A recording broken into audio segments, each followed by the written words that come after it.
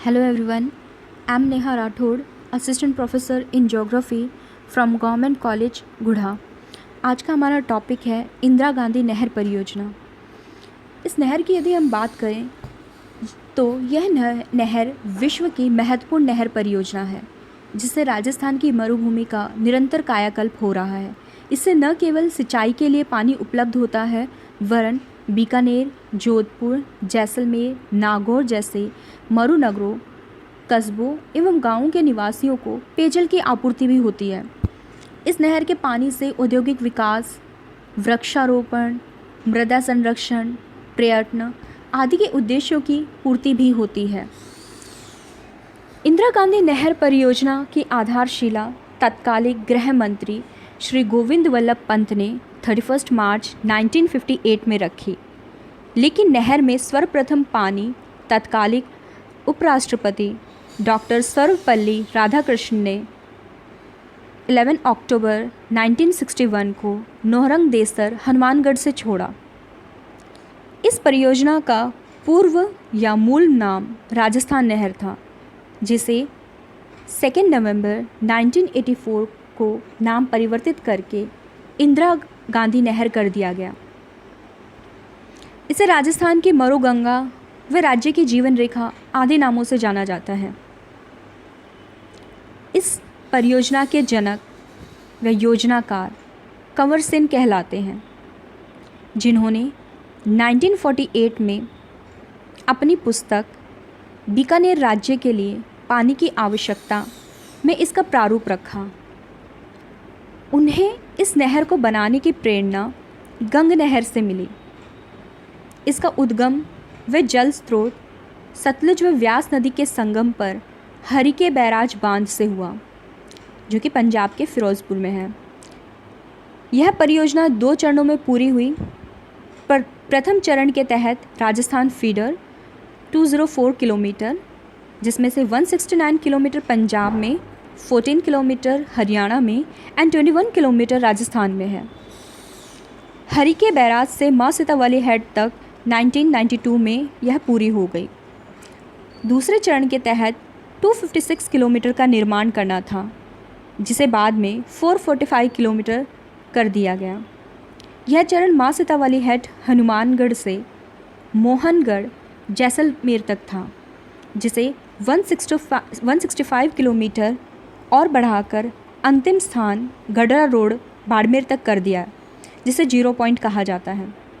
इसमें इम्पॉर्टेंट चीज़ यह है, यह राजस्थान में 480 किलोमीटर व बाहर 169 किलोमीटर फैली हुई है।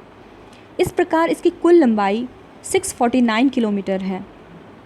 पोंग बांध राजस्थान में इंदिरा गांधी नहर वृहद परियोजना का ही अंग है। अगर हम बात करें इंदिरा गांधी नहर परियोजना की, तो यह राज्य के 9 जिलों गंगानगर, हनुमानगढ़, चूरू, बीकानेर, जैसलमेर, जोधपुर, बाड़मेर एवं झुंझुनू में फैली हुई है, और इन जिलों को इससे पेयजल मिलेगा।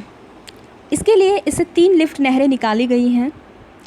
पहली राजीव गांधी लिफ्ट नहर, जिसे जोधपुर नगर की जीवन रेखा कहते हैं, जिसे जोधपुर व बाड़मेर के गांवों को पेयजल दिया जाता है। दूसरी कंवर सेन लिफ्ट नहर, जिसे बीकानेर नगर की जीवन रेखा कहते हैं। और तीसरी गंधेली सहवा परियोजना। इसके लिफ्ट नहरों की हम बात करें तो पहली है चौधरी कुंभाराम आर्य लिफ्ट नहर। इसका प्राचीन नाम नौहर सहवा लिफ्ट नहर था। यह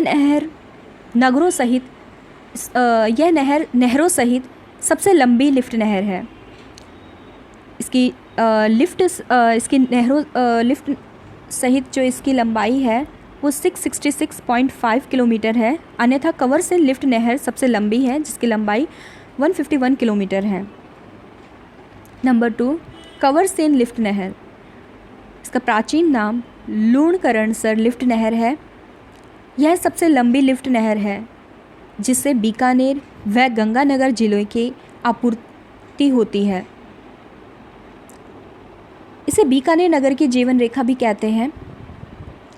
तीसरी है पन्नालाल बारूपाल लिफ्ट नहर। इसका प्राचीन नाम गजनेर लिफ्ट नहर है। इससे बीकानेर व नागौर जिले की जलापूर्ति होती है। चौथी, वीर तेजाजी लिफ्ट नहर। इसका प्राचीन नाम बांगड़सर लिफ्ट नहर है। यह सबसे छोटी लिफ्ट नहर है जिससे बीकानेर जिले की जलापूर्ति होती है। पाँचवीं, डॉक्टर करणी सिंह लिफ्ट नहर, जिसका प्राचीन नाम कोलायत लिफ्ट नहर था। इससे बीकानेर व जोधपुर जिले की आपूर्ति होती है। 6, गुरु जम्बेश्वर लिफ्ट नहर। इसका प्राचीन नाम फलोदी लिफ्ट नहर है जिससे जैसलमेर, बीकानेर व जोधपुर जिले की जलापूर्ति होती है। आखिरी, जय नारायण व्यास लिफ्ट नहर। इसका प्राचीन नाम पोखरण लिफ्ट नहर था जिससे जैसलमेर व जोधपुर जिले की जलापूर्ति होती है। तो आज के टॉपिक में बस इतना ही। धन्यवाद।